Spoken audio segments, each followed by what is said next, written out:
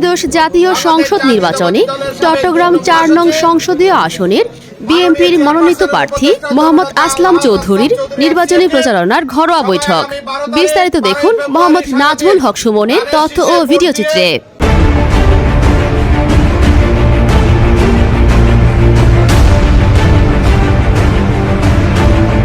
৯ নং উত্তর পাহাড়তলী ওয়ার্ড আকবর শাহ থানাধীন খ ইউনিট বিএনপির যুব দল, স্বেচ্ছাসেবক দল, ছাত্র দল, কৃষক দল, শ্রমিক দলের যৌথ উদ্যোগে ফকির তালুক রেল কলোনির উক্ত অঙ্গ সংগঠনের নেতৃবৃন্দ একত্রিত মিলিত হয়ে ৭ই জানুয়ারি ২০২৬ রোজ বুধবার স্থানীয় ফকির তালুক বাচা বাবা ম্যানশনে ত্রয়োদশ জাতীয় সংসদ নির্বাচনে চট্টগ্রাম ৪ নং সংসদীয় আসনের বিএনপির মনোনীত প্রার্থী মোহাম্মদ আসলাম চৌধুরীর নির্বাচনী প্রচারণা ঘরোয়া বৈঠক অনুষ্ঠিত হয়।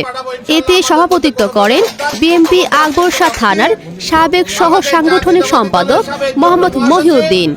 এবং সঞ্চালনা করেন আকবর শাহ থানা ৯ নং উত্তর পাহাড়তলী ওয়ার্ড স্বেচ্ছাসেবক দলের আহ্বায়ক মোহাম্মদ শহীদুল ইসলাম, মোহাম্মদ মাহবুব, নেচার খান, মোহাম্মদ আলী, রাজ্জাক, আবুল আলমগীর, সুলাইমান, রহিম, করিম, আনোয়ার, শাহাবুদ্দিন,